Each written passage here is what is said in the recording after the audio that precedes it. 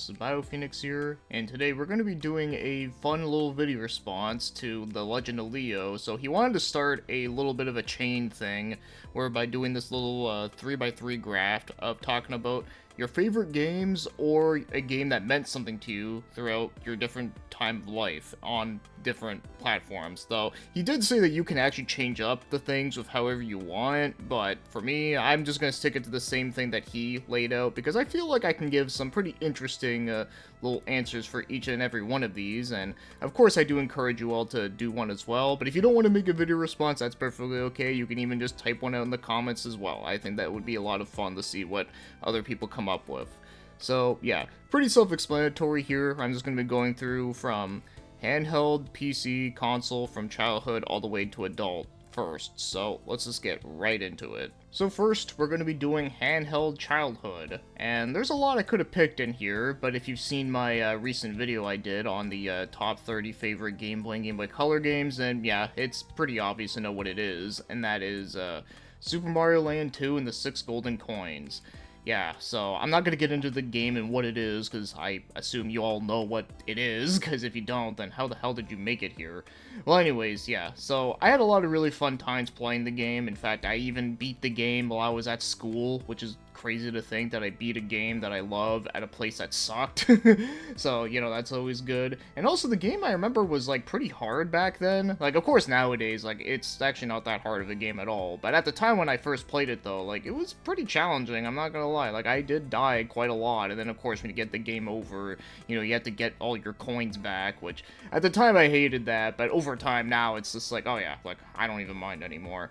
So, yeah, that's going to be, like, my pretty obvious pick for handheld childhood. Like I said, there's plenty of other games I could have picked, but, yeah, we just gotta stick to what we know best. Next we got is PC in childhood, and this one you might be surprised, but yeah, we actually did have a computer as a kid. Now, obviously it wasn't my computer, it was the family computer. But, yeah, there is we did have quite a bit of games for it. Obviously, nothing super crazy demanding with graphics, because I have no idea what, like, computer we had. All I knew is that it had Windows 98, and I always loved, like, the boot up sound and the different screensavers and whatnot. But, anyways, though, so the game I'm going to be picking for here is Roller Coaster Tycoon. Man, I love the hell out of this game. I still do to this day, but back in the day, though, yeah, like, I was, like, obsessed with this game. Yeah, I was obsessed with a freaking sim game, and even though at the time, like, I just wanted to just put rides, and, like, randomly in, like, spots that just didn't make the most sense ever, which was always, like, funny. But also, one of the things I always loved about it was the fact that you can just rename everything. Like, I used to give, like, the rides, like, stupid names, or I used to rename the people in the park, like, stupidly, and then, of course, you can drown them, and then it would say, you know, like, so-and-so has drowned. I remember one time when I played the game at school, yeah, well, at our school computers, we actually did have the game on there, which was pretty great. Well, I remember at one of them, well, one of my friends that told me to be like, hey, you should name one of them Fish. It would be like, alright, and then I drowned him, and then it said, the fish has drowned, which makes no freaking sense, but it still, like, makes me laugh. So yeah, so I have a lot of really fun memories with stuff like that with Roller Coaster Tycoon, with just being able to just rename everything, and just being creative, and that's what part of it was. Like, yeah, trying to do the challenges of the game was definitely pretty hard, and I did do some of them as a kid. Of course, I failed most of them, but more than half the time, I was just too busy fucking around, because, you know, that's what you do in Roller Coaster Tycoon, you fuck around. Alright, and as for console childhood, man, this is a really hard one because I played a lot of great games as a kid that I'm, like, really thankful that I played. And so it's hard to pick one, but yeah, I'm gonna pick a pretty obvious one that you all know, and that is Donkey Kong Country on Super Nintendo. So yeah, Donkey Kong Country, what can I say that hasn't been said before? Well, you know, I just really loved the way it looked as a kid. Like, I always thought it was just really impressive looking, and then also the, like, the music was just fantastic. Like, every time when I was, like, not playing the game, I would still hear the music in my head, and I just always loved it. Like, for an example, with, Treetop Town. Like, every time I, like, think about it, I always think it reminds me of, like, skeleton music. I don't know why. Like, just, like, the way the xylophone sound just makes me think of skeletons for some reason. And then, of course, like, probably one of the weirdest ones that I always, like, say was that, in the snowy areas, like, before, like, the blizzard comes in, when you see, like, the mountaintops that look kind of pinkish, I always thought it reminded me of, like, the Paramount logo from, you know, the movie company. And then that logo used to make me think of Heavenly Hash ice cream. Like, that's another, like, stupid thing that always comes into my head that I'm sure most of you are probably thinking, like, man, like, what the fuck, man? Like, I don't know. Just stupid stuff like that is I always love about it. And, you know, it's just a really well-made platformer. In fact, it's actually one of the very first games I remember playing. It was either this or Super Mario in the All-Stars, like one of those games. I forget which one, but I'm pretty sure it was this one, though, because, you know, it's the one that I always think of a lot, so yeah. I don't know what else to say about this game that hasn't been said like a million times, because I can gush about it for hours, but yeah, we just gotta get moving on here. Now, as for adolescent handheld, or, you know, teenage years, this one is really tough for me, because I'm not gonna lie to you guys, I really did not play much handheld games as a teenager. Like, I played a little bit, but not, like, a lot. Not as much as you'd think, because at the time, I was, like, so busy with playing games, like, on, like, consoles and whatnot, that I kind of felt like that handhelds were starting to feel like, you know, secondary, like, inferior versions, so because of that, I just really didn't play a lot of them. So from the few I have played, was just, like, you know, like, obviously I played, like, the occasional Mario game and the Mario Karts, and, you know, I did play a little bit of Pokemon when I was a teenager, but the thing was that, like, Pokemon I was, like, slowly, like, falling out of, so eventually that lost me there. And then also, I really didn't play a lot of, like, these, like, you know, lesser-known games that I wish I'd known about back then, but, you know, it all comes and goes. But anyways, though, so the one game that I would say that I did play a fair amount of was Yu-Gi-Oh! On the GBA, and I don't know, like, what specific one, because I played a couple of them, so we're just gonna say, yeah, just put the fucking Yu-Gi-Oh! Shit on there. Yeah, so yeah, no, I played a lot of Yu-Gi-Oh! Games because when I was a teenager, I was really big into the card game, and because of that, I was like, man, like, I just want to play, like, these, like, handheld, like, Yu-Gi-Oh! Games, because, you know, I was so, like, mad about the PS1 game, where it was, like, not as good as I was kind of hoping it was gonna be. Same thing with the one on the GameCube, and, you know, the one on PS2 was great. I love, Duels of the Roses, but, you know, but it wasn't, like, a traditional, like, card game, though. Like, I wanted to play, like, an actual traditional one, and therefore, yeah, that was, like, my best bet. So, yeah, I did play a fair amount at school, like, when there was, like downtime and stuff, so, yeah, that's probably the best thing I can make out of that. I know it's probably not the most exciting answer you want me to talk about, but it's the best one for me. And as for adolescent PC, now, I did have a computer as a teenager, although obviously it's not the same one I had as a child, because that one was beyond toast. But, so here's the thing that's tricky with PC gaming at that time for me, was that even though I had one, my computer was not a good gaming PC, like, at all. Like, because, you know, you gotta remember, like, my parents bought me, like, the computer, and, you know, like, they don't know, like, what a freaking graphics card are considered, like, good or bad at the time, so they just bought, like, whatever computer they could afford, and I just stuck with it. And you know what? I was fine with it, because I was actually able to play some pretty cool stuff, mostly being emulators, and the few that actually worked, but you know what, though? Like, yeah, like I said, like, I was, like, very thankful for that. So, with all that being said, yeah, unfortunately I did miss out on a lot of games that were coming out, like, you know, I didn't play StarCraft 2, I didn't play most of those, like, Valve games, and then also, I don't know, I couldn't play fucking Crysis. Yeah, remember back in the day when people used to say that Crysis was, like, you know, like the threshold if your PC was good or not?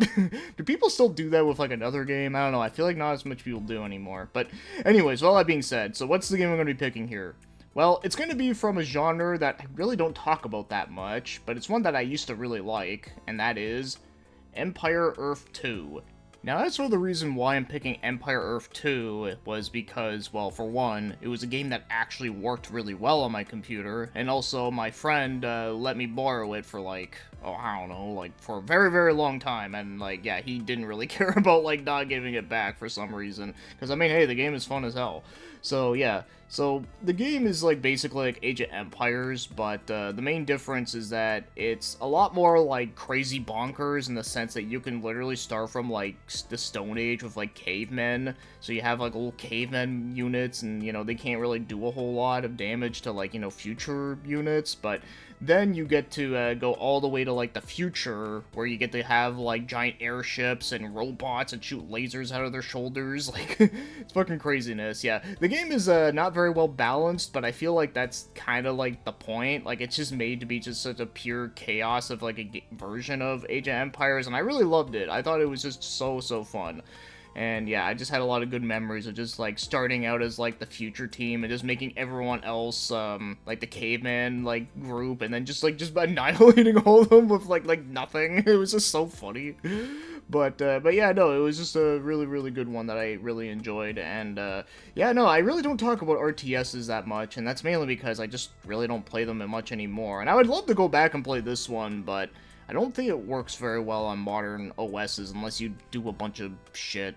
Or I don't know. I think it might be on GOG, but I don't remember.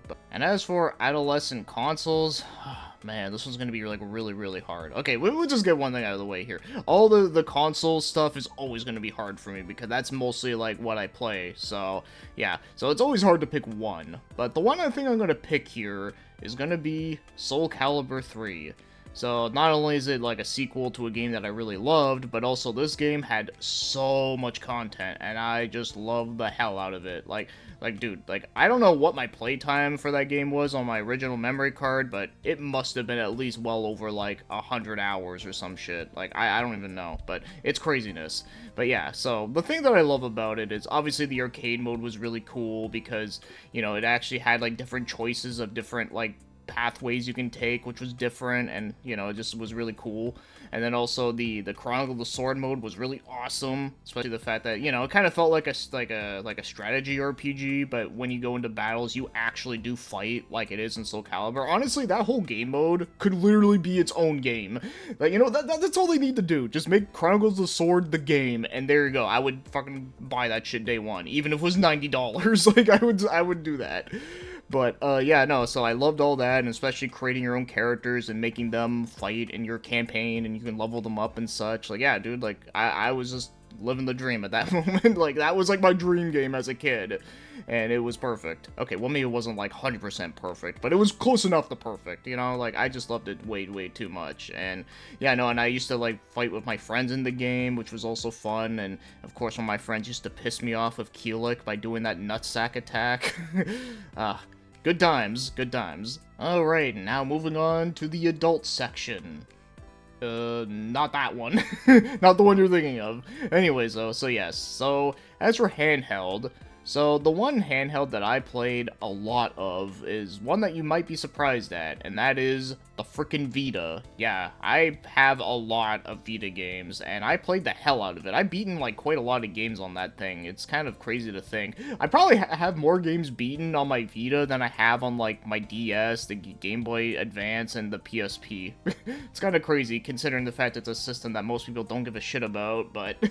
Anyways, though, so yeah, so the one game I'm going to pick on there is actually one of my favorite visual novel and adventure point-and-click games, whatever genre you want to call that, and that is Zero Escape 999, aka the Nonary game collection there. Man, I love the hell out of that. So, here's the funny thing about that game, is that, so I had a friend that was visiting me for a while, and because, you know, it was back when I was, like, living out in the middle of nowhere, very far away from everyone. And I had a friend that was visiting me for about, like, 2 weeks, and I remember the week that she came and visited me, she was a fan of those games, and she told me that, you know, that they're remaking it, and I was like, oh shit, like, I should give it a try, right? So I bought it day one, and I can tell you that as soon as I played it, I did not want to put it down. Like, I literally got to the true ending at, like, maybe, like, day 2 of, like, owning the game. Like, that was how much I was, like, so engrossed in it, and I just loved the hell out of it. And one funny thing about that, too, and don't worry, I'm not going to spoil anything, is that, so the ending puzzle is actually different than in the original on the DS, and I remember by the time I got there, like I said, it was like maybe like day 2, like after the game came out, like 2 days after the game came out, I got to that point, and when I tried to look it up to make sure like what the hell I was doing, because I had no idea, yeah, there was no guides up for the newer version. Like, it was all for the DS one, and I was all like, shit, what do I do? And I can't turn off the game because the last time I saved was like hours ago from from all these like cutscenes that I couldn't save. So like I had no idea what to do, and then eventually I like just tried to guess my way out of it, and eventually I got it, and I was all like, wow, it was really that simple? So yeah, that was just something I just wanted to say that was really funny about it, and yeah, I just can't believe that actually happened, but still though, yeah, no, I love the hell out of it. It's easily one of my all-time favorite games. And as for PC and adult, so this one is a bit tricky because PC is pretty much my main platform now, so I pretty much play everything on there. So it's a little bit tough to narrow it down, but one game that does come to mind is a game that I played a lot of, and also the game is only on PC, and I don't know if it'll ever get a console version because it'd be really complicated to put on there, and that is Project Zomboid. So for those that don't know what this game is, it's basically like The Sims, but in a zombie apocalypse, and you actually do like freely like move around your character, and you can actually like fight and stuff. So yeah, it's actually really fun and very addicting. It's one of those games that like once you play it, you think you're only gonna play it for like an hour or two, but then no, it ends up being like 5 hours later. Yeah, it's one of those kind of games, and it's also one of those games that just never really ends. You kind of just like play it like whenever you want, really. So yeah, so basically it's just really fun to just like run around to like different neighborhoods. You loot everything, loot all the good stuff, and then you kind of like build up your base. And yeah, you can like, you know, make your base like anywhere you want. You can make it be at a bar, you can make it be at a random nice house, or you can make it be at a fire station, whatever. Like, yeah, it's just really fun and creative stuff like that. And yeah, it's just one of those games that's just such a fun time, especially with friends too, and just like goofing off and whatever. So yeah, it's one of those games that I actually would love to stream it more if I could. But yeah, maybe once a new update comes out, I'm gonna have to play through it on stream again, because I only streamed it once, and yeah, it was a hell of a good time. So yeah, it's one of those games that's basically like crack. And finally, as for adult and console, so the one I'm going to be picking here is going to be an interesting one, because it's not like a newer game that came out in like recent years. It's actually going to be an old game that came out when I was 8 years old, but I never played it at the time because obviously I didn't know about it. But surely if I did know about it, I probably would have loved the hell out of it. But playing it as an adult though, I still ended up loving the hell out of it so much that it ended up becoming one of my favorite games of all time, and that happens to be Shadow Hearts on PS2. So yeah, the game came out in 2001, but I played it for the first time in 2015, and yeah, so that's like well over 10 years, and the fact that it ended up still being one of my all-time favorite games is really says a lot, because, you know, there's a lot of people out there that always say that, like, oh, like, if a game is, like, 10 years old, surely it can't be as good as if you, like, compared to playing it, like, when it came out. Well, this game proved that that shit is bullshit. So, yeah, no, yeah, what can I say that hasn't been said before? Well, that I haven't said before, really. I mean, you know, it's one of those games that when I played it at a time where I was going through some really rough stuff, and this was the game that I needed to get through that. Also, I do want to briefly mention, too, that I was also playing Lunar 2 a lot as well.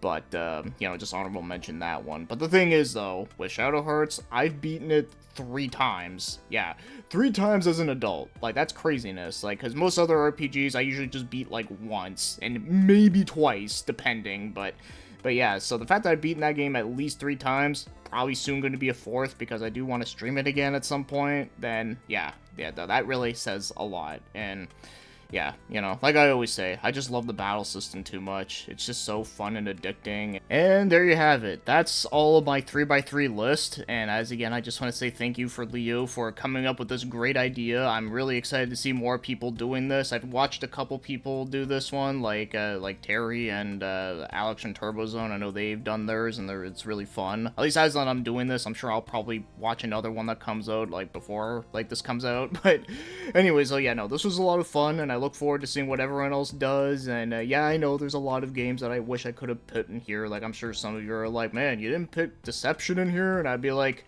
well, I would, but, you know, like, I can only pick one, okay? Like, come on, like, this is like a 3x3, not like 3x20. Like, I don't fucking know.